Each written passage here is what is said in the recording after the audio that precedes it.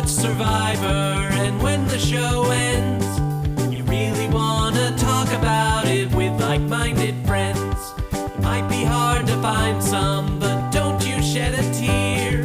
Check out the Purple Rock Podcast, and this is what you'll hear. John will make some dumb jokes, and he likes to yell and curse, and if they're not available, the backup hosts are so much worse. Spend the whole time being jerks and telling you you're wrong. And so we got this other jerk to sing you our theme song. It's the Purple Rock Survivor Podcast. Hello and welcome to the Purple Rock Survivor Podcast. I am your host, Andy. With me this week, my co-host is Emma for the third time this season. And we are here to talk about episode 11 of Survivor 43. A really swell episode, wouldn't you say, Emma? Boo! No, This man. Come back. You don't need to take off. I think I could probably turn this one around. Maybe the tides will turn on this episode. Yeah. All right. Well, anyway, we have a better, I think a better episode. At least certainly a better episode than that pretty terrible intro that I'm still somewhat proud of.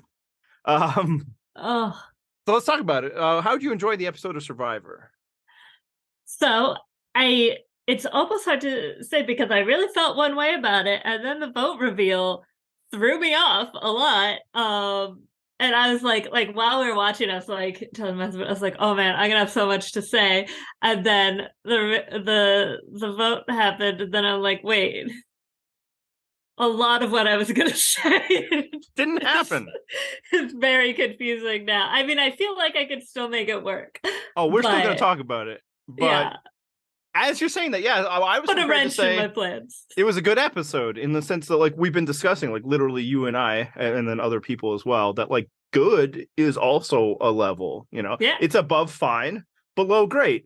And that's, I think, where I was at with the episode. But now that you're saying it, that's kind of how I felt, too. Like, I was really enjoying most of it. And then at the end, I'm like, what? But the thing that didn't happen, because, yeah. And like I was on, when we had the reveal of Jesse having the idol, and you and I were both very pro that reveal, and there were some people pushing back and like, oh well, it makes it so we can't analyze it and stuff. And I don't have a problem with that because we were working with like information the players all had. Jesse was the only person who knew about that. We don't really know if that was why he was voting for Dwight. It kind of doesn't seem like it because he wanted to vote for Noelle and Cody wanted to vote for Dwight. I kind of view that as like a nice little bonus he got. So like that's fine. But then I need to know what happened with Karla. Was it like I read, exit interviews more than I normally do just to try to in one with I believe Mike Bloom on Parade, Sami kind of made it sound like that Karla only switched because he was playing the shot in the dark. That makes no sense to me. For multiple reasons. But it's like, okay, did someone tell her? Or did she is it like where Gabler told her at the last minute? Because I assume it would be Gabler if it happened.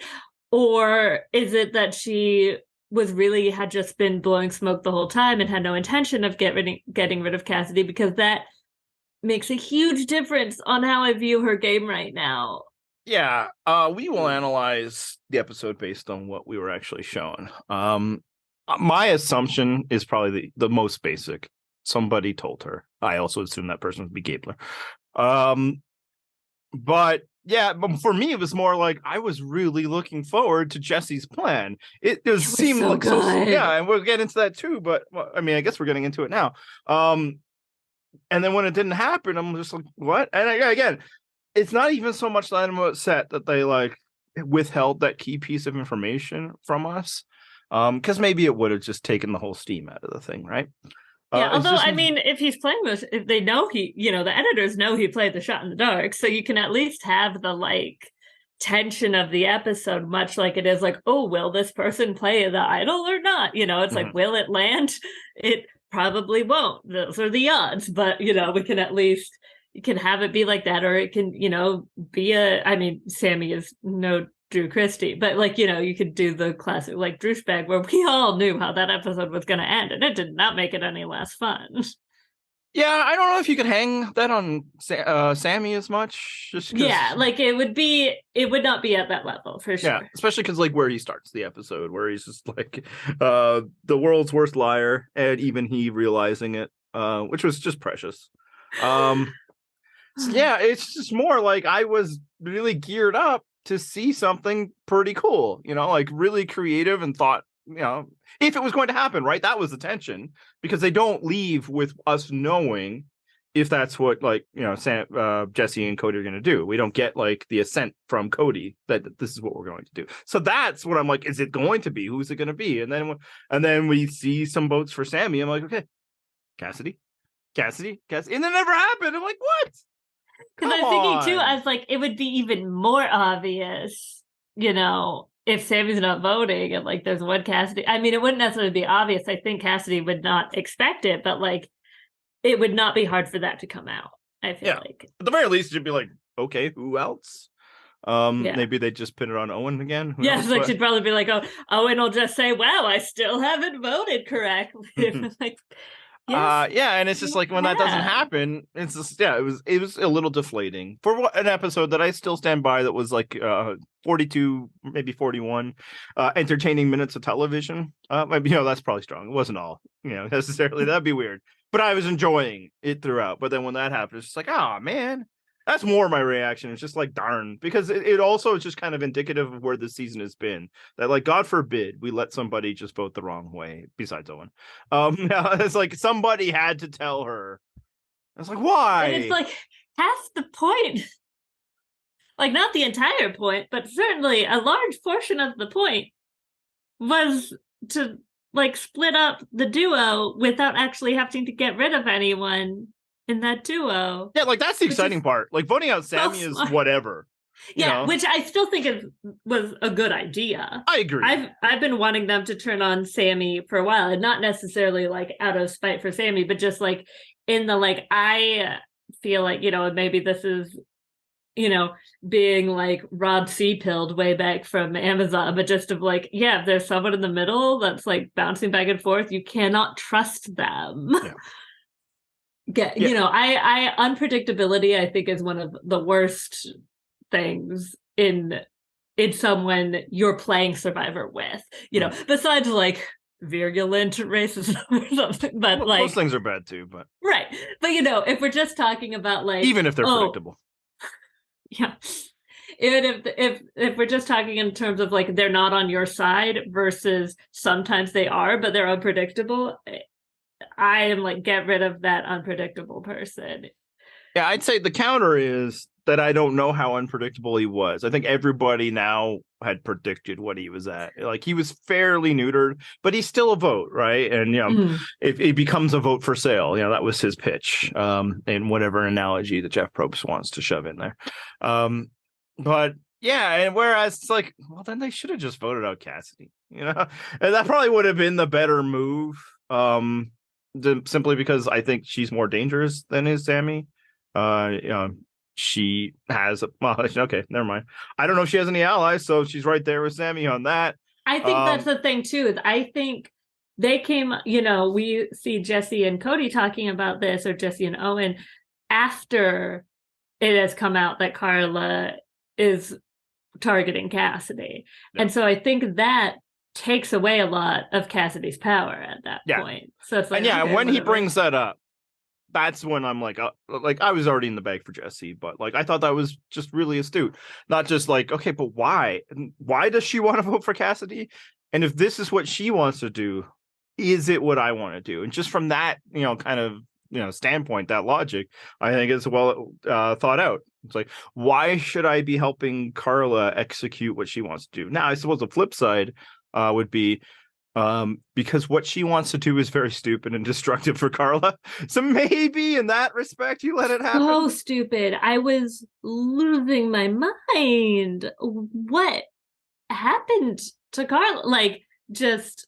Let's get into that now. With setting aside, we don't know how and why she ends up eventually just voting for Sami and thus not doing the destructive things that the episode suggested, and not, I mean, her mouth suggested is what she wants to do in this episode. And, we can throw the caveat in if people want, function of the edit or whatever. Sure, fine, whatever. As long as you're also prepared to throw that caveat in for everybody else on the season. We've had no problem judging Sami or Gabler or Cody. It's all an invention of the edit to some degree, but she did say the words, and it did not seem particularly clipped. She did do the action of trying to get people to vote for Cassidy. Yeah, if we only ever saw this with Sami, that would be one thing, but that is not what happened. She tells Jesse, that's how Jesse flips this. I could not, I genuinely could not believe what I was saying. I tweeted this, even early on when it was just Sami's lying about it, and before actually deciding let's vote for her, but just sort of oh, maybe I should keep an eye on her. I was truly straight up tweeted if Karla just believes this, then she is not the player I thought she was. This might be a worse nosedive than Shane's gameplay. At least Shane, it turned out, was very much starving and has a chronic illness that probably starvation made even worse. And I have not been as big of a Shane fan even from the beginning as a lot of people. And I think time is on my side on that one. But, that's something about being an entrepreneurial minister that's just never going to rub me the right way. Anyway, Karla, who I think is probably a great person, this guy voted for you yesterday. This conversation she's having with him, by all indications, seems to be about him lying to her yesterday. That's what this conversation is about. Hey, remember when you were lying to me all those times? All right, what you got now? And especially, okay, so this goes so fast, right? This game, it's votes every day. So it's not even other games where 3 days later. So we have him voting for her, and the day before that told her, from when we first saw the episode with the double boot, it seemed like she was a little more in on that plan. Obviously you told her about it, but it originally was presented she had a little more agency than she actually did, or then it seemed like she had some more agency. But then in the next episode at the beginning, the way she presented it to us in her confessional made it sound like she had very little agency, and that she was told really at the last second and felt like she couldn't do anything about it, even though, if they were really right there heading out, I guess she couldn't, but tell James to play his knowledge as power to grab the Steeler vote, then you lose both those advantages. There were, I thought, so I'm going to take my little victory lap. I thought although I guess, maybe things still work out for Karla. I don't know. I wouldn't even necessarily be mad about that if she actually turns things around. And I know I'm full on Andy ranting, but that's how I was what is even happening? I don't think I've seen someone trip at the finish line like this. That James, people were talking about how, it's actually a great idea that she got rid of James. I was this is a really bad move. I think this is a huge mistake. Yeah, he could get credit at the end, but we're at 9/10. He is such a shield. He was pulling all of that heat immediately after. No, I was we should split the votes on Karla and Cassidy. Immediately. And then, so that's what Sami did. He told her, but it was very much at the last minute where she felt kind of hamstrung. And then the next day, when the reason he said he told her is because he wants to work with her, will vote whatever she does, the next day, he votes for her. And the day after that, he says, and she's who said my name? First of all, obviously Noelle. That's why you guys voted out Noelle. What the fuck are you talking about? What? And then he said, Cassidy, who voted with you? And you're just that makes sense, because I told her that I have an idol, and there's no possible way anyone could have maybe figured out that it's possible that I have an idol, even though it was the beads that we all know about and knew about Janine's idol and knew about Cody's idol. I guess the night before, while Sami is backpedaling and trying to save himself in the lie, he says to her, Because I thought you had an idol. Sami already says it. It's already out there that people are thinking that you have an idol. Your precious, precious secret. There's only 2 more votes left to play it. All 3 of them should take those idols out and put it around their necks tomorrow. Because nobody is doing that. This is already a season where every vote split has failed. Nobody's coming after you. This is not a state secret. Like, fucking so what? At this point, I guess it's like, oh, if she told people, I would betray. It's like, also, it can be, at this stage of the game, people knowing you have an idol is great.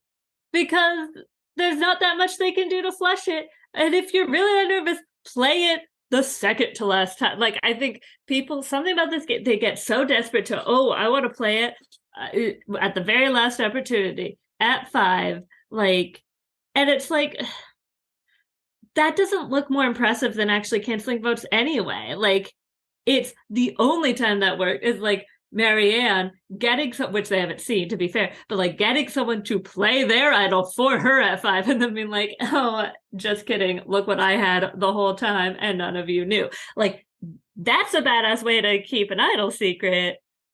Just being like, oh, here it is at 5, you all kind of knew, and that's why I actually haven't gotten any votes this whole time, but I did have to play it before because you're all too scared. So that's good, right? That's more impressive than if you came after me because I was the top dog and I played it and it didn't work. Like, and your plan failed and now I'm in the final 3. Like, yeah, Karla's reasoning this episode not only felt like a nosedive, it made me completely reassess how I'd been viewing her game up until this point. Absolutely same. Yeah. I still like her, and that's probably what filtered a lot of that opinion, right? She really seems like a cool and interesting person, right? And somebody I want to like, which allowed me and many others to assume things about her game. And when you're playing an under the radar game, that's assumptions are what's going to drive it a lot. But now you kind of relook at it and like, what's she doing? Yeah, she let go of James way too early. At the time, I did make a defense of like how it could be a good thing.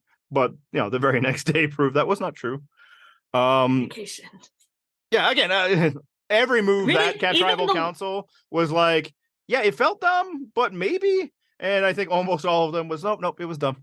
Sami's move was dumb. Karla's move was dumb. And actually Noelle's move was fine.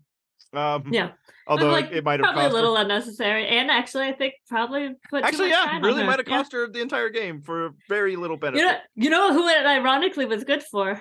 Owen. Even the guy who didn't vote. Yeah, he didn't technically get to vote, but like James was very much after him. So getting rid of that person, net positive. Yeah. And then you look back at her time at Coco, and I mean, what's her first vote? To vote out Lindsay. At the time, everybody's like, no, this makes sense. She's squirrely. But it's like the thing I argued at the time is like, let her get through a vote. Vote out somebody who's not on your side versus somebody who is. The next time they vote, she has locked in Geo. Makes perfect sense. Complete. No problem.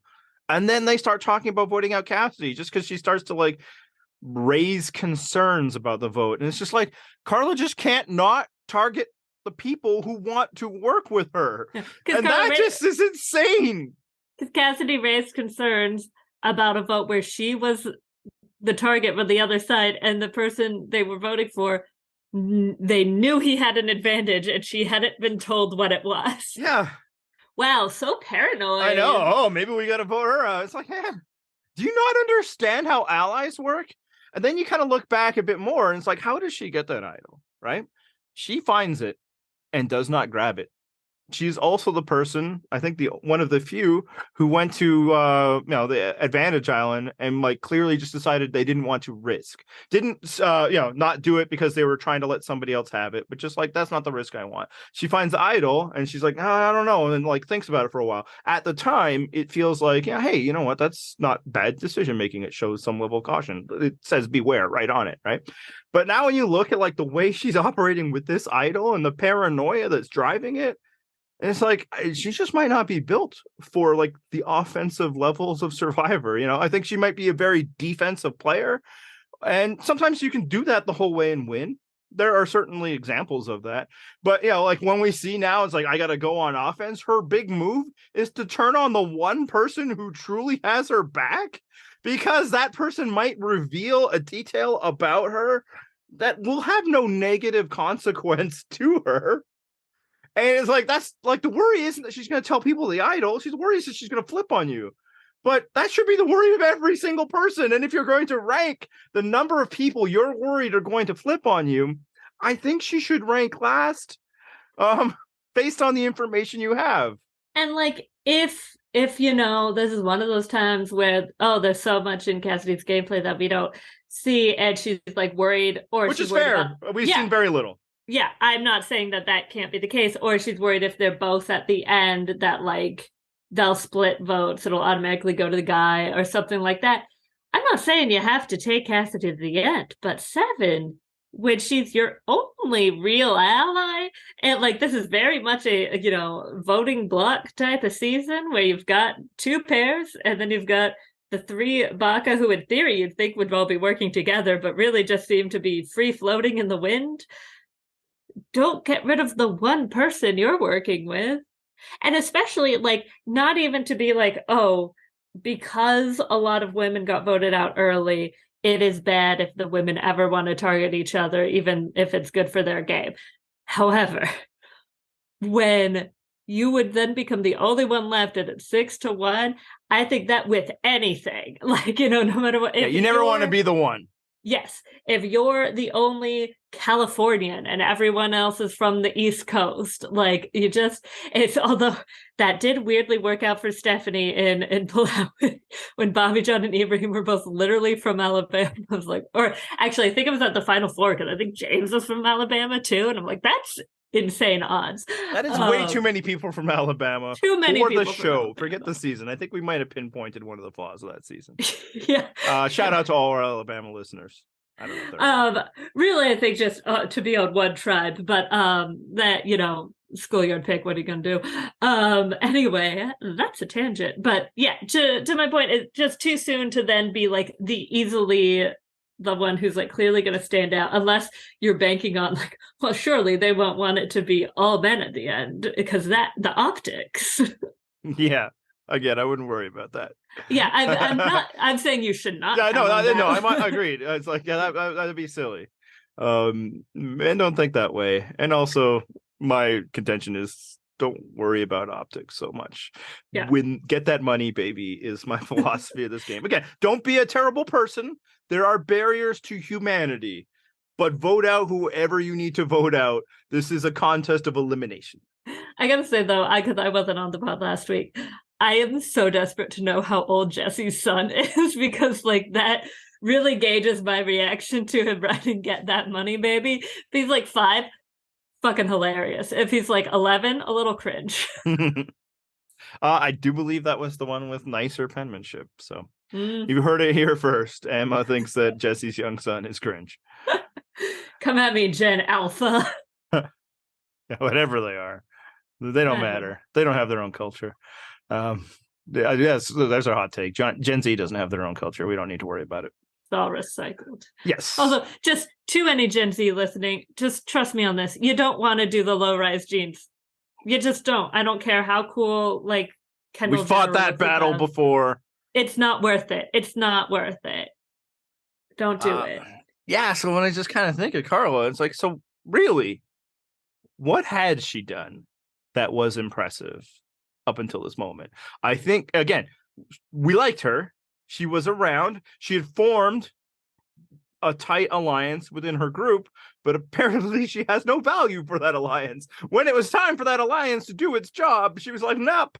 So it's just like, at this point, again, like if she turns it around, if she wins, I'll still be like, cool, I really like her, but I can't say at this moment after episode 11 that Karla is good at Survivor. I actually only have evidence to the opposite, because this is also the 3rd episode in a row where the most likely scenario is that somebody told her at the last minute what the vote was. She otherwise has had no idea. Which at least shows that people do like her, which makes sense, because that's probably also why we like her. She seems cool. I think I would probably enjoy spending time with her. Not sure if she happens to listen to this podcast. I'm not sure she would enjoy spending time with me. Although I've also... She'd probably try to vote you out. I'm also actually quite sure that, well, no, if she thinks I'm against her, I'll be fine. That she is probably much smarter than me at like most other things. I mean, I didn't even apply to Berkeley, but I wouldn't have gotten in, I can tell you that. What was I saying? Oh yeah, there was one thing early on though that I do still think is pretty impressive, and actually I think kind of indicates that social game, you know, the part of the social game that's just people liking that. There are other aspects of the social game besides that I think people underrate. But it's that she collected all the beads without telling anybody. Nobody else did that. She kept that secret. Obviously, again, because of how these idols work, which is a different issue. Once you hit the merge, it's just there's only so much you can do. I don't even put that on her. I do put maybe the awareness of that on her. But getting it without anyone, I mean, that James in his exit interviews was like, yeah, I didn't even think about it. Like, great. Clearly she did that right. Yeah. That's was fair. Legitimately impressive. And I do think it's fair to suggest that her social game has been strong in some elements. Her continued existence in the game for being a type that wouldn't necessarily be the case, right? She would in other seasons maybe be an early target. I mean, this is also a season where women were targeted very early, sometimes by her. So there's that. But I think a lot of it else was just us making assumptions because we liked her, because she wasn't proving otherwise, and that's a big benefit in life and in this game is if you stay quiet, people can assume the best for you. But 3 episodes in a row, and this one especially, like everything she was saying was crazy pills, insane, so bad, and just not even just like, oh man, she's really taking a turn in day 20 or whatever it is. It's I think maybe higher than 20. I think it actually. I feel like they said. Well, she said it was 6 days left, and I'm like, what? That doesn't feel right at all. Yeah, I mean, we have that later on the line, but yeah, I definitely have thoughts on the. Well, I mean, obviously, I've been going all over our breakdown. Let's talk about that now, because that moment when she says 6 days left, and it should feel right. I mean, it's episode 11, right? But I was just like, no, there's so much left. You just like, the past 41, 42, I didn't really notice. This season, I've noticed many times, and that was, obviously a huge flashbulb moment where it's like, these are not 6 days away from the end of game survivor people. But also just like all the other things, the fact that they awarded 2 winners of a challenge because they probably did not have time to continue a challenge any longer than that. I feel like the short season has been a detriment. What do you think? Yeah, I fully agree. And I, do want to say I totally get initially like, COVID stuff and like why they did it. What I worry about is like with the sort of live reunion, like the fact that there's no Ponderosa anymore, that they are so hyper focused on saving money which shouldn't really be that necessary because you're simply saving money by never raising the prize pool. Yeah, this has been a fairly cost-controlled show its entire run, and we've already done major ones. They don't go anywhere. But I'm fine with that. Yeah, but capitalism, once you save money one way, you're not going to go back. But that's why you spend your whole budget before the end of the year, because you might not get it back. Yeah, like it is very much adversely affecting the show. I think it's adversely affecting the strategy, and I'm not sure that they're going to be willing to change that once it becomes reasonable and they don't feel the need to quarantine anymore. And that's a bummer because, I think we're seeing that having a vote every day instead of it being like, it started off seeing like, oh, chaos, like now it's settled into like, let's do the least risky, passive least resistance and stuff. And it's just not working. Yeah. And maybe the hope there is that it seems like the affection for this season is not there. And I've even heard that might be true from production as well. So, if we have a couple of that, then they may be that's a great positive about this show is that they have been willing to reassess things. Now, the point you make is excellent, is that they have not generally been willing to spend more money than they used to on the show, other than when They they did bring... for Winners at War, at least. That's what I was about to say, yeah. And because I have a feeling there were probably some appearance fees, too. Yeah. I have no evidence on that. I'm totally speaking out of turn there, but I just feel like that's probably the case. It would make sense there were, but at the same time, I think there's enough side gig business in the world of Survivor now that maybe just like, hey, we'll, increase your Q rating. It'll be good for you to be here. Can charge so you can more sell on Cameo. More. Yeah, sells ridiculous cookbooks or some shit. Yeah, but yeah, this season, so like when she said 6 days, another thing I think is happening is they're more well-fed than they were in the past because of Ryan, most likely. Like, obviously he's been gone for a bit, but actually not that long, right? And they got the rice like right when he left, basically. Yeah. So I don't think there's the way that they tried to offset the lack of extra time was more deprivation, which I didn't particularly enjoy. But it did at least feel like those people had been through the ringer a bit more, which I do think is a necessary component of Survivor. This isn't people being bored on couches or, getting tired of like running on a treadmill with dumbbells or something like in the challenge. On his back. Yeah. This is a game where, survival is implied. Obviously, nobody dies so far. Hopefully never. Not on the American one, at least. Yeah. But it should feel difficult in that regard. And I feel like even that has not been happening this season. But I do think the biggest problem is that there's just not enough time for things to change and develop. And I think maybe in past seasons where there was more creative thinkers, it wasn't a big thing. I think this season, I don't know that there are many. I don't know that there's more than one. Prior to this episode, I may have assumed that. One has been stricken off my list, as we say. So let's talk about the other one. We got into it a bit. I was just really impressed by everything that Jesse was saying. Just the very idea, why should I do what my main competitor wants me to do? And then if our goal is to break them up, I have a way to do that too. Like, it was just so clever. And I'm just so bummed that it didn't happen. And if it was going to be outsmarted, I wanted to see it be outsmarted. We might still, but I feel like it won't be that impressive what we see. Yeah. I mean, say when he was going over that plan, I was like out loud. I was like, oh, Jesse is so good. Like that. And I saw some people spitting of like, he's trying to make Karla look dumb because, Jesse's been the one who's voted out all the women, even though he took the vote off of Cassidy. And also, most of these votes have been fucking unanimous because this cast are full of freaks. We're like, we can't have one alliance against another. Last week you voted for a woman instead of the other woman that the woman wanted to target.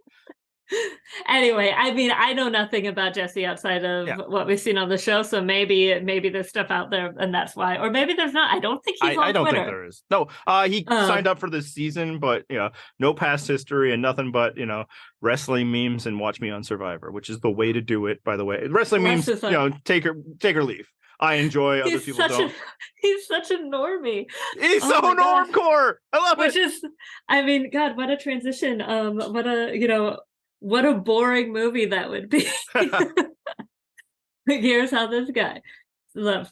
Anyway, not to get distracted. But he rightly saw Karla as his biggest competition. Is like, oh, she wants to vote out her biggest ally. Well, I feel like Cassidy could still have some value for me. Like, I don't see what Sam's doing. We'll have the benefit of splitting up the duo without having to lose two people I've been working with. That's so good. Yes. That's so good. And I mean, we saw in the preview, like, it sounds like, someone's going to tell Cassidy, but it's like, I mean, that's also like what Sami did, but he made it up. So that's never going to work, I feel like, as well. However, if enough people, if it's corroborated enough, like, they might be able to get back. Another thing about Karla, simply ask Cassidy, like, obviously she How can about lie. when Cassidy's like, I'd really love to see two women in the finals. Yeah. Like, oh my God, that was awful. Another bad thing that Karla did in this episode. If we're going to list them now so that people don't think I'm, just picking and choosing. I'm picking it all. When Sami reveals that he's going to play a shot in the dark and they talk about it again at tribal council, she could not have been pissier about it. There wasn't any strategy. She's just like annoyed that he'd do it. It's like, well, then I think you've clinched his decision at this point. Like you say, wow, I mean, I feel good about the vote that Sam and I were going to do, but it's risky. This, at this stage of the game, it only takes, one person to flip. And I wish he didn't feel like he had the need to do that. Yeah. Make it so his vote is important. But no, she was just like, well, I don't know why you do that. It's like, okay, well. That's disappointing. Yeah. And it's just, again, it all folds together. It was like, why was I thinking she was playing good? Because I have no evidence of it now. Everything this episode has been a fail. And again, you want to say edit? Congratulations for you for protecting the person you're a fan of.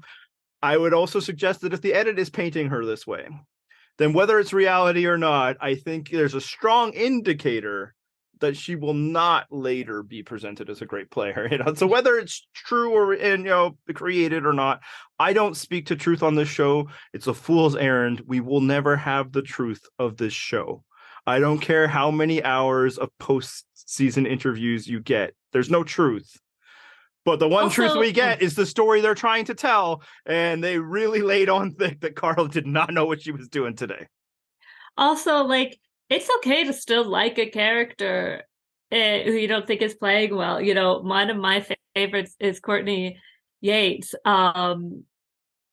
She's not a super strong player, although, again, won more challenges than James Clement and has gotten more votes than Amanda in China. I think Amanda probably overall, got that total in Micronesia. But, sometimes your faves make mistakes. Buster Posey struck out sometimes too, these things happen. Doesn't mean I don't miss him every day. The baseball reference will help win over all of the Karla fans that I've just turned on. Again, she was my favorite player until last week. I get it. I feel it. But I can't lie about what I've seen. Getting back to Jesse, he was really impressive. And I know there's been a lot of talk, probably a lot of it from me, that this hasn't been the most dynamic cast. I think maybe we've gone a little overboard. Some people have that nobody's interesting. I think Jesse is interesting, not just how Normie is. That's been a fun bit for me. But there used to be a time where not every interesting character needed to be like Tony Vlachos or Angelina. There was a time when Yule was an interesting character, or Kim or Earl, and part of it's because they just really projected a sense of intelligence and strong decision making in the game, and they're able to communicate with us. And I think Jesse's done that throughout, and I think a lot of it is shown a real strong emotional intelligence in the way that he can deal with people, maybe a sociological one, if it were, as I believe that is what his degree is in. Poli-sci, actually. That'll teach me forever trying to get into a personal detail about somebody's life. That's poli-sci. I believe you. Yeah. I believe that you were more likely to have that information on hand than me. What? Hey, you remembered who Elizabeth and Jack were. Yes.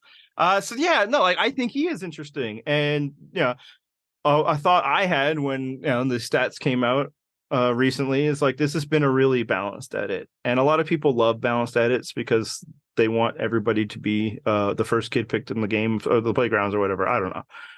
Maybe nobody feels that interesting. Again, maybe there's no huge ass superstar blockbuster character. I think there's enough data to suggest that person probably would have demanded the screen time. But maybe not enough people feel like stars, because this is just that's what happens with parity. When every team is 7-6, none of them feel like super teams. And if anybody has more of an edit than anyone else, it's Jesse at this point. I don't even know which point I made there, but I just am so thrown off because I thought you were gonna go Incredibles and you went basketball, and I actually went football with a 7-6, I think. But yes, I was heading on the Incredibles games. When everybody's super, no one is. There you go. That's where I was all prepared to be okay, Syndrome, and then you pivoted, and I lost everything. I didn't know what to do. I didn't know how to recover. All right, I put you on tilt. I know I played you. But you No, still voted this is the right way at the end. You know what? We should kick Matt out of the flag. I think that's the right move for me. Is just kick out hookers. I feel like now if we have newer listeners, Matt and I call each other blackjack and hookers. Are not not degrading sex workers. It's a fake from Futurama. This is like we're gonna make our own podcast. That's all it is. It's a joke. He's Cassidy. That's in this analogy, eh? Jeff, Yeah. did you like that, Pro? There's a few changes that they need to do for future seasons, which I'm sure we won't get till past 44. Longer game, I think, is necessary, as we discussed. Some other things we'll get into of whether the different editions are adding anything to the game. I think maybe the biggest one, and who knew that this would be the case, is I think they need to come up with themes again. We got to do away with the numbers because Jeff is just so thirsty for it.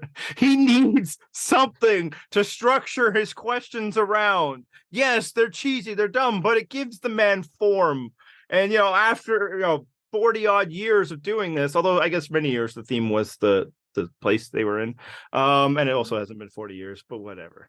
Oh God, I'm so much older than I thought I was. Yeah. This numberless thing is that like every tribal council, he's just reaching for something to tie it, and some like it's hilarious in some ways, it's annoying in many ways. In some ways, it's also understandable because you're talking to these same people every fucking day, and every day it's the same thing. There's not a lot of subterfuge going on or anything like that, so it's like I need something. So maybe they need themes just to help him out. I think it would help us out in some degrees. I mean, you and me literally because we're terrible at memorizing numbers. But also as a podcast, we tended to have fun with the stupid gimmicks.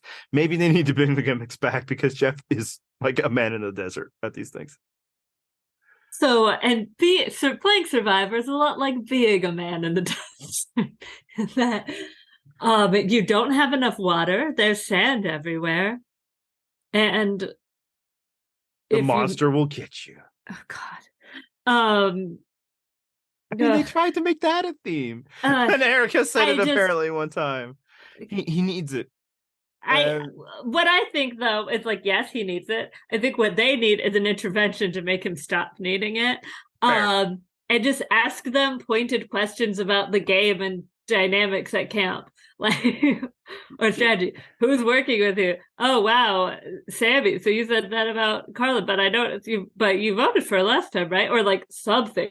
Christ. And this is not a fresh idea. This has been said on our Hap a lot. I think this is probably said on Twitter a lot. We don't need tribal council to be 10 minutes every time. If not much happens, we can find out if apparently they're having all of these talks at. It's like they got attached to all the live tribals, which we also hated, to be fair. And then, when we couldn't hear shit, and then they just were like, "Oh, well, that's the segment of the show now, and we can't possibly adjust." Well, I think that for most of the history of the show, that has been the final block of television. There have been ones where they cut from camp to tribal council.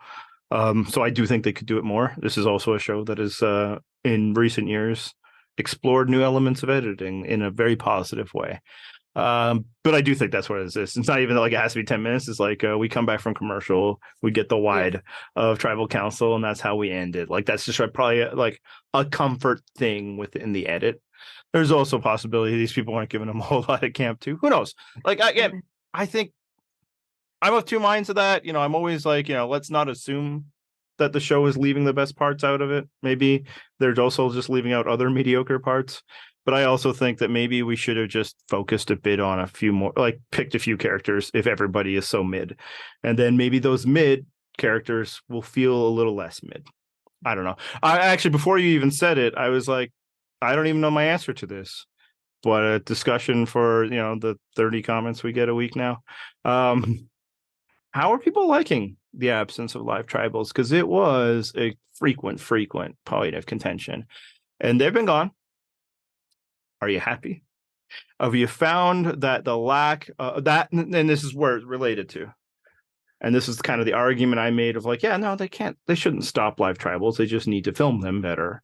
Is that what you're arguing for when you want Jeff to step in and prevent live tribals from happening? Is you're arguing that you want Jeff to control more of the proceedings of tribal council. This is what happens.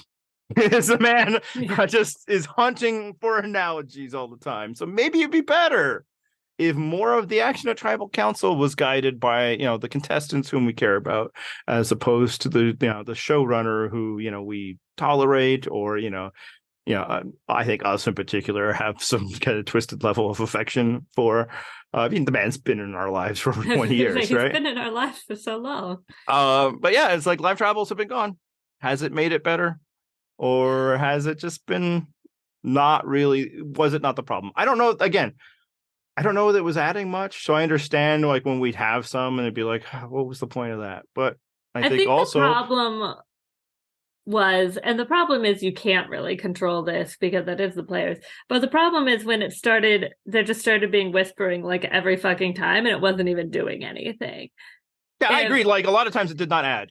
Yeah. Like when you have like Gonzalez in Ghost Island, the first bit, like tried to whisper to everybody who was all just proceed to vote for her anyway. It's like, what was even the point? Especially when they weren't subtitling anything, and it's like, what was that?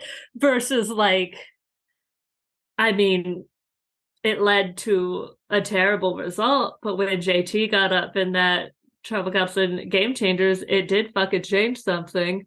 Because he's an idiot, or like the one where we were all like, it's 8:30 and they're going to tribal. What the fuck in Edge of Extinction? Because like that was chaos, but there was real chaos that happened and changed things, and that's fine.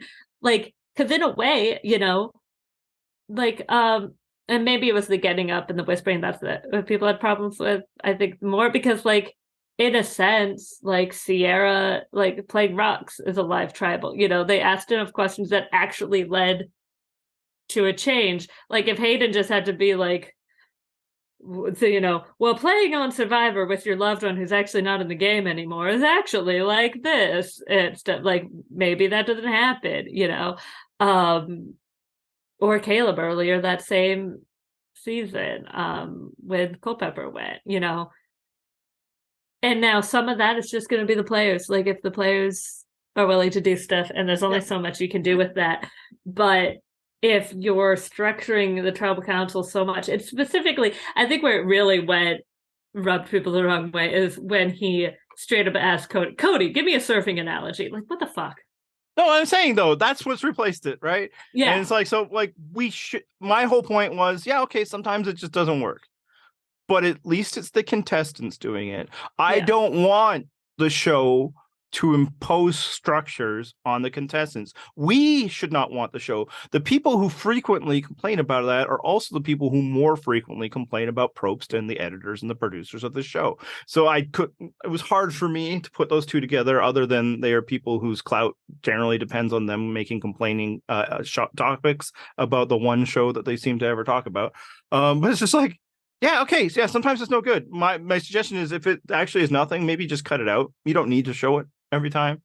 Yeah. But I don't think the elimination of it has made tribal council any better. All it's given us is more Jeffs. I don't think there's been much memorable stuff at tribal council so far, other than like a few vote out words, so either like right when they're getting snuffed, James very much not owned or upset, cool beans. His beans were just great. They were not hot at all.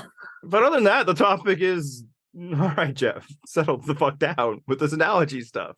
So so it's just like, again, I do think like a lot of complaints were just, this is new. This is not the way the show was, and I don't like it. And it's like, man, come on, let the show change. Especially because this change happened because of contestants. It wasn't the show throwing in a weird advantage.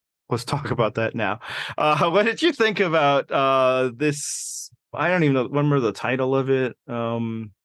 Choose Your Champion? Yep, there you go. I'm cursed with a memory. Like we were all like, wow, yay, Do or Die's gone. And then they did this. And I didn't hate this in a vacuum completely. It needs some tweaks, I think. But the one thing I'll say is, why do you think you need to mess with Final 7 so bad? Yeah. It's fine. That's the best vote. of like every season until you started fucking with it. What is happening? And now that's final 8 for some reason, which is great, but it, that's when the people flip. What are we doing? Yeah, Why? it's tough for Why? this episode because I don't like the mechanic. I'm not like, fully enraged by it. Like, oh, it's too powerful. No, it's exactly as powerful as an idol, and they could have just said we're throwing in an idol. My point is, why? You have 3, man. You don't know when you're scripting that out that you'll have 3, but you know that there's potential of 3. And if there were less than 2, you would have put 1 back. We don't need another idol here. There aren't that many people. You've given everybody a potential idol in their pocket as well. However, sorry. For this episode, it led to the absolute best scene in the entire episode. Okay. Like the biggest part of my entertainment for the episode. So it's like, bad idea, good results, and the final result really didn't matter. I don't think Cody was going to be a target anyway. We can talk about that. Him having basically blanket immunity because people aren't going to come after you. I did like kind of when it first introduced, I was at least allowed to think of like different strategies, like. If you're Cody, you celebrate whoever wins like you just won, because then nobody will vote for you. Unless, of course, maybe you win, in which case maybe you act really disappointed to get the votes on you. Like, it does allow from strategic things that are otherwise even unnecessary. if you won the challenge and it was like... No, like, it's the person you voted for wins, right? And then you'd be like, damn unless it. you win, and you're like, it's like, but you'd still have immunity. Sorry, that's on me. No, I think I explained that wrong. But the hunt for the thing was so amazing. God bless. Again, this speaks like the editors have done such creative jobs. It speaks to like the idea that I enjoyed this episode because it was well produced. They could not throw in enough of people being right there. It's like, right there. Why are they all in this place so often? Is it because they can tell like there's 10 cameras and they just can't find it? Like when it first happens, you're like, oh no, and then another person, no, and then it's just like, oh god, yes, more. Just give me more. When because it was bad. It was, what was it, Gabler the first time, and then Sami, or no, it was Sami and then Cassidy, I think. And then whenever the third one, I like screamed, and my husband's like, didn't you see it earlier? I was like, yes, but it keeps happening. And like, I swear there's a shot where Gabler's head. I know, because it's one thing if it's like, oh, I'm walking down this trail, but I have it come up that way, and you just happen to be near it. But like, you saw people walking past it where it should have been in their eye. It wasn't even like up high. It was, and then they get out. They would never put it at eye level, would they? I think it was in the shot when they had that. It was always in the shot because they were always there. Like, I mean, and then even when Cody finds it, he's like the same color as the tree. I was like, bro, there is some green on that. Like, yeah, sure, it's burlap, but like, I was like, I mean, I tweeted this as well, but I was truly like, is somehow everyone on this season colorblind? Because it was a shade of green that I'm pretty sure if you were colorblind would have been like impossible. Really made me think of New Girl, which I don't believe you watched, but has a great reveal about a character realizing they're colorblind. Good stuff. New Girl fans will know what I mean, but yeah, like, it was a light green and it was right there, but I was just like, guys, just amazing. The best search possibly in the history show. I'll go out and say it because who cares? Or is somebody going to check me and be like, no, when Russell found an idol? Yeah. No, this was the greatest or search. Russell Swan not finding the idol and them highlighting it was good, but like this was. It's so good. It was and so like many people. Cody's leaning on the tree talking to Gabler. I think like a shot before that they do like kind of give him a head like, oh, did he see it? But nope, that was pulled from probably something else. And I'm saying it like before it happens. I'm saying it out loud to my wife. It's like, I want Cody to just bang his head on the tree in frustration and hit the clue instead. And we didn't quite get that, but we came damn close. So yeah, they could have destroyed the whole show. It could have been like literally every single person was immune for this vote as a result of adding this extra thing, and the challenge going the way it goes and all that. I don't really want this later because I just don't think like the mechanic itself is worth the effort. It's not going to be as funny the next time. Like, it's not going to happen like that. So, but am I so glad that it happened? Yes. Yes. In fact, do this again. Do if you could, I don't know how much they'll change for next season. What happened to the extra some vote? kind of advantage there. It doesn't have to be a 7 anytime. The exact color, the exact spot. Again, you're right. I don't think it'll be as funny again, but maybe if it happens again, it would really be that funny. It couldn't be at eye level, could it? Raise your head right now. It's there.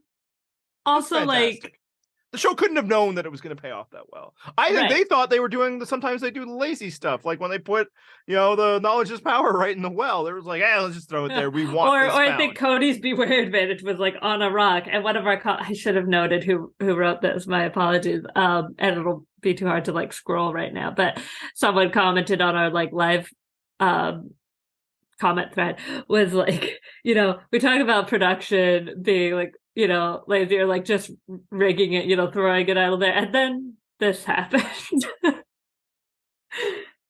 It was truly fantastic.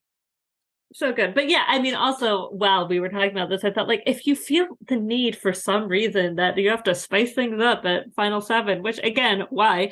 Like, instead of an idol, when there's only 2 chances to play another idol, why not? This would be a great time for like a steal a vote or an extra vote. It really makes a difference at that time.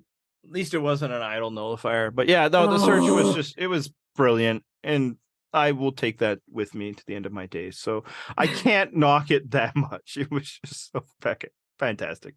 All right. So yeah, one of the reasons why we almost had everybody immune. Obviously the 3 idols, the shot in the dark, 2 winners in the challenge.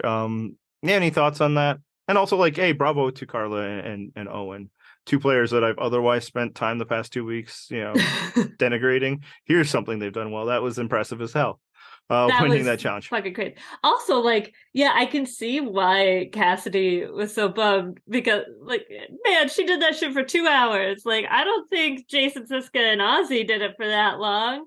No, I mean, like, even Cody feels like a big loser. He was out there longer than probably most other people have been in the history of the show. Yeah, I don't remember what its timing usually was, but like, and then especially because of the swells, like they were fully underwater. I was watching this, I was like, I don't think I can like panic aside, and I would not like being there. I don't think I can hold my breath that long. Like, sorry, I got so high pitched. And it's so tense too. Like I was right there. Like you tweeted this. I feel the exact same way. Cassidy's strategy for staying underwater. It's like, I don't like that. I don't like this. Can she get out in time if she's starting to drown? It freaked me the fuck out. Like I was like, if you really start to be like, I don't have enough breath, like, and her legs are just like locked around that. It's like the same as I'm very afraid of heights, and just seeing someone do something stupid on TV, I like my hands and we get like tingly. It was essentially that. I just like, we don't have a video. Like I'm just squirming. Oh, it was now horrible. when it came time, she slipped up fairly easily. She did. So, she but got like there the easily, whole time but I'm we watching, didn't know like, that. Yeah, I don't like this. I mean, we didn't know that. I know she doesn't die, right? I've seen her on social media. So she exists. She does not seem to have. I feel like Redmond might have spoiled that element of the show. But that would have been awful. Her poor. Now I'm just thinking of how her story was like losing her sister. I was like, oh god, her parents, if that had happened. Yeah. That got dark. I'm sorry. Yeah, it was so scary. So yeah, like the challenge, it's impressive. I know some people really hate it because that way feeling, it's fine. I'm fine with challenges being hard just because it's been proven that people can get out if they need to get out. You're not actually going to drown. Right? It's really tough to drown. Eventually your body's going to be like, no. Right? Yeah. It feels that way, like that's the tension. But sometimes feeling that way when you're watching TV, it's tough. But it's like, so yeah, that I'm fine with. But the decision to have 2 winners, where do you have a take on that? Honestly, it doesn't really bother me. I mean, I get it because there was the other idol and stuff, but it's like, guys, what were they gonna do? The tides were going down. It's not a challenge anymore. And then we already know, like, the reason why Tom and Ian went so long is because it was just standing on a pole. It wasn't like in a weird position, And that's the same with Christian and Alec. It's because they forgot to like do the whole rules where they're supposed to keep their back on it. Like if they're gonna be there the whole time. They don't have the hours in the day, first of all, in the production schedule, but also honestly, and I'm not a doctor, I'm not a scientist of any kind. I kind of feel like that could potentially be dangerous because they're talking about how cold they were. And like, I feel like you don't have to be in like freezing water to get hypothermia. That's like a thing where that could be bad. And we don't want them putting people at like risk. And I don't know. And like, you've brought this up. Like, everyone talks about like Andrea and Brenda when they did the doghouse challenge and they chose to stand on one foot to like make it go faster.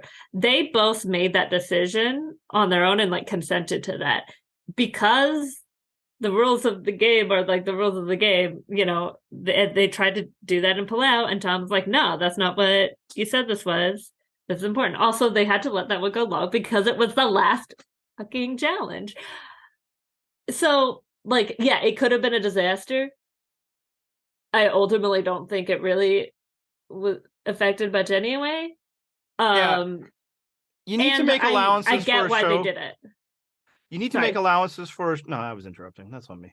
You need to make allowances for a show that's filmed in a live environment. Sometimes they need to make decisions. And yeah, could that decision have had really disastrous consequences down the line? Yeah, I mean, that's what decisions are. That's how they work. Sometimes they can have negative consequences. Sometimes you just be like, we got to do this now and we'll deal with the next thing later, especially because truly the next thing is possible, but unlikely. So I also have no issue with it. And frankly, the people were like, this show used to be so much more hardcore. Look what they did with Tom and Ian. Tom and Ian are still suffering to this day from that. Call me crazy, but I don't need that from my TV. Yeah. I don't need people to suffer debilitating injuries to win the 5th to last challenge in a season of Survivor. They already suffer so many debilitating mental and emotional injuries. That's right. That's what I want. Yeah, that like they'll never truly trust again. That they'll have problems with food their whole lives. Yeah, that's the stuff. Give me that. But eventually Owen had to leave because he had hypothermia. Hardcore. And also it's delightful that it tends to be keyboard warriors. I also like it when crusty survivors do that were like god awful at challenges always. They're like, oh, my day. Lean back. And it's like, if you're far enough back, like in your day you got raincoats and like Reeboks. Come down. But also in your day, I mean, the 2 other times they challenged us, you guys quit before this. They didn't. Yeah. So yeah, they beat the challenge. I'm fine with them making this decision in the moment, especially because like it doesn't negatively impact people. But here's a scenario. Imagine that's how Ben saved himself one week in Edge of it, or whatever his season was, HHH.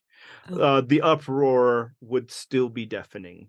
That once again, and this is even before they've created, that we've heard that there's going to be fire making. The show is saving Ben. If that fucking parchment on a tree was there in Ben's season, and he's the one who found it, forget about it. So anyway, but I think it's fine. It's obviously not just because it worked out, but sometimes they need to make the right decision for the humans involved. Congratulations to Karla and Owen. That was pretty awesome. That was fucking crazy. I mean, I grew up by the beach, but I do not like being in open water or really anything that's kind of cold. Like, I don't even love pools. A hot tub? Hell yeah. But like, just floating there. And I jump into pools with my nose plugged. So these people are all heroes. Yeah. I mean, Karla was doing that a lot. Even early on. Which is just tough. Is she going to last? But no, apparently very good strategy. Yeah, no, it's just like, then it would have just been a waiting game. The show has intentionally, post Tom and Ian, made it so that challenges aren't constructed that way. That at some point, it's not just waiting. You for don't have to have an emotional breakdown to get off of the pole. That is something that is physically difficult. A lot of times, twitch and your turn is ended, that sort of thing. And as you pointed out, a couple of times when they did that, it's just because they forgot an element, or maybe, like I think the seas were probably a little more still than anticipated, because other times I've done the dog challenge, they can't even get to it. I think was that last season where they were there for like 5 minutes? Yeah, That was and also very funny. I think the show, and it's like, have a tiebreaker. If you're gonna do a tiebreaker, you need to lay it Be out open beforehand. about it beforehand. Yeah. If we get to this point, it will become this. I don't know what it would be in this scenario. And they've done that with actually the challenge from last season. I don't think when it's structured that way, where they had, or not last season, last episode with the House of Cards. It's like, you know, whoever gets it to the arbitrary point they've decided, or if after 2 hours or 30 minutes, whatever it is, who's ever is the tallest, which is, I think there have been, I don't remember which ones, but I know there's been a season where someone had this at a good point, people kept falling, and it's like, you know what, I'm just gonna coast and hope that mine holds at the end. And, you know, maybe if they start to approach it, I add a little bit, but everyone else is falling apart. So, like, yeah, if it's fully established beforehand, that is a different situation. Now, really quick, Sami playing the shot in the dark. That was like the right move, right? Yeah, I mean, Yeah. clearly. Yeah. But just people, if there's any clearly, debate, he shouldn't have done that, or, you know, oh, what about your, like, so this is kind of probably where it comes in. Earlier in the season, we get an exit interview, Janine being like, oh, well, I didn't think to do that, and I didn't want to make my allies feel like I wasn't on their side. Man, it does not matter. Okay? And like, save yourself later. Yeah. What matters is if you think your vote is going to be the difference. If your vote is not the difference and you think you're in trouble, play that thing, man. Nobody's going to hold it against you. So good for him for, seeing through, Karla and Jesse's really strong attempts to try and convince him otherwise. He was right. And if the vote is what they say it is, the vote will not matter. Yes. If it, exactly. Otherwise you're lying to me, in which case I really need this. That's the way you play it. And it didn't work because, 1 in 6 is not great odds. It's not supposed to be. I still think, even though it's never paid off, it's fine. It can stay. I agree. I feel the same. Because it does add a little, it's a nice little thing for somebody, one last fight, especially because now we've seen that it's not even automatic. Most people even blow the decision whether to take the shot or not. So it's good. All right, let's kind of get into the overall thoughts of the season thus far, since, you only get to speak on it every 3 weeks. Besides Jesse, I think we're unanimous on that. Is anyone else impressing you this season? Not anymore. Yeah. I still I think Cody is doing well for his station, but he's always going to feel like Jesse's partner to me. Again, some of that's my own bias, but I think some of it is, I think, probably indicative of the way he's viewed. Here's a question. Why, after everything we saw last week, with Gabler, it's just tacked on at the end in a way that does not seem to be about trying to set up doubt of last week's vote. It's never brought up. Cody and Jesse didn't even have. Obviously, Cody is immune, and people are assuming that to be true. Sure, fair, but we do not see anything like anybody's like, what about those two? No, it almost feels like they're like the B team version of Wendell and Dom at this point.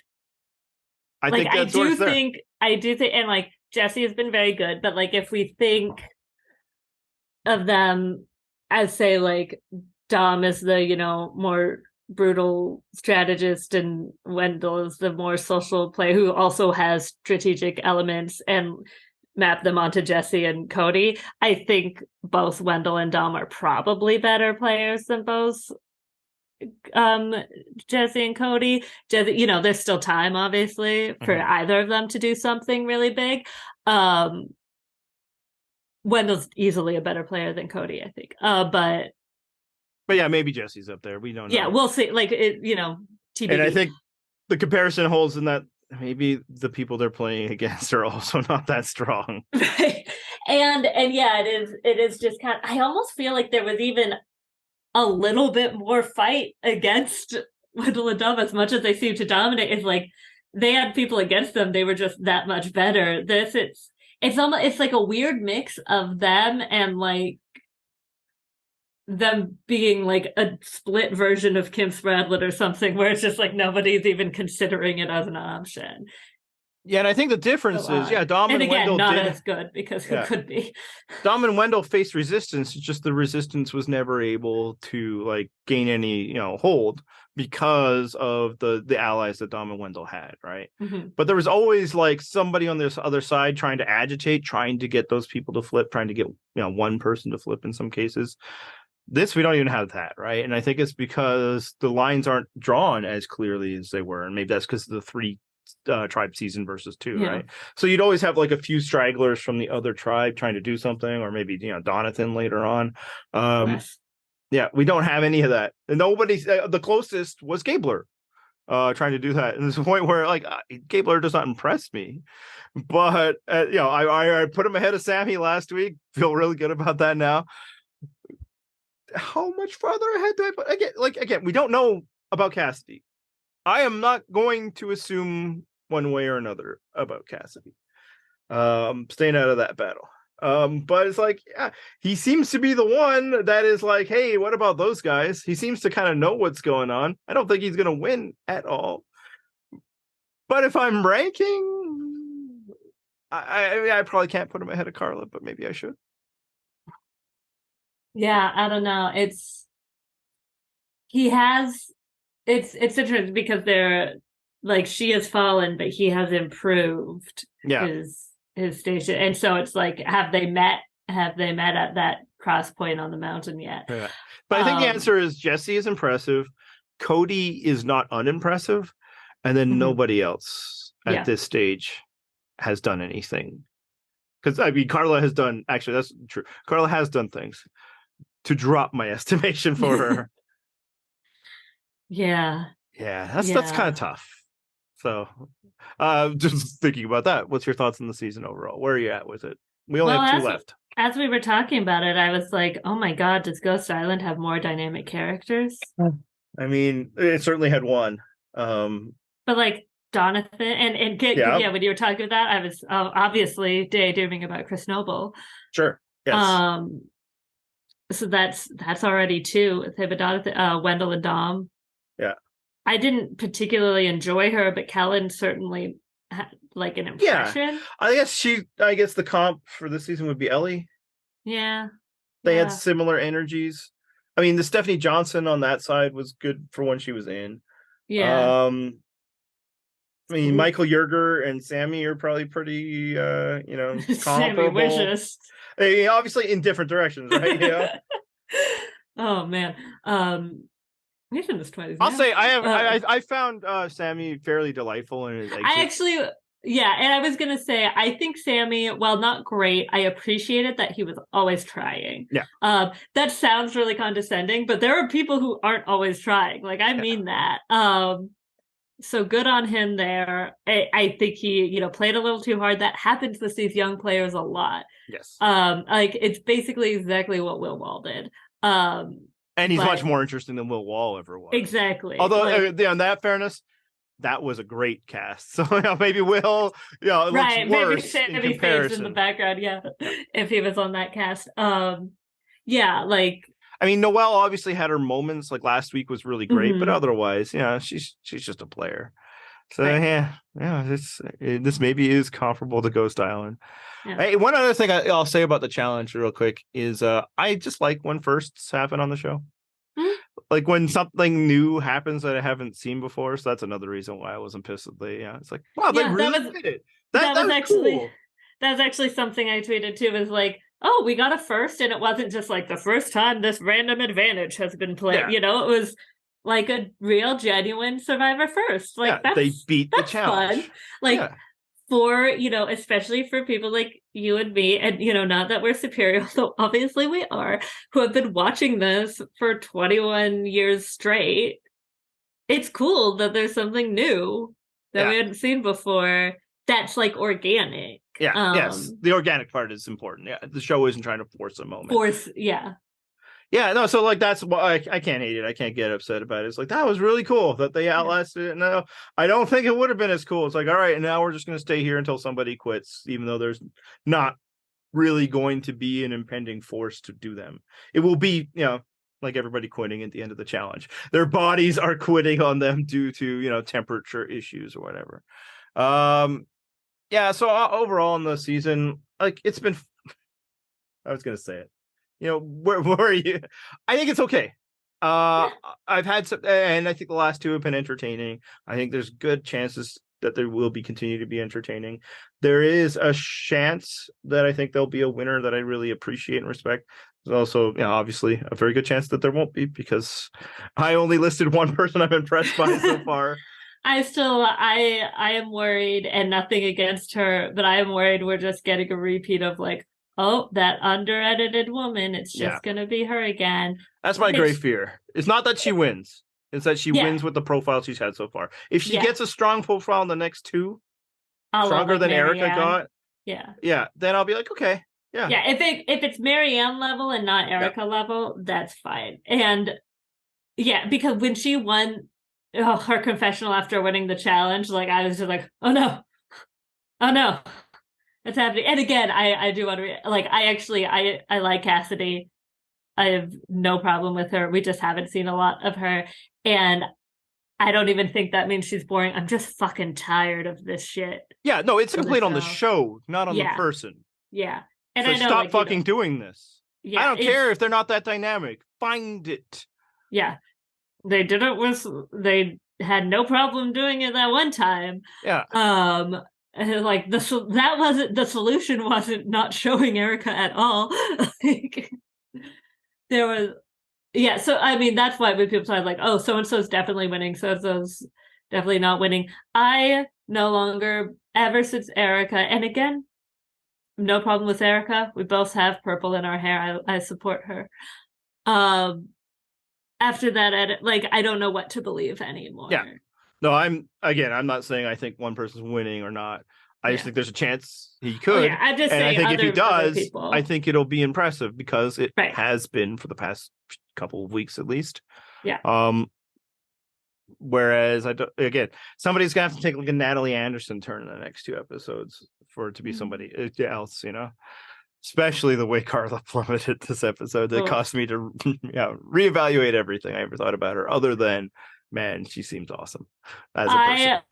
I cannot think of a player losing my belief in their gameplay. Not in there have been players this late stage too. Yeah, that it's just like, oh, it's like a weird feeling. I just can't think of a comp for it. It's wild, and it's just disappointing.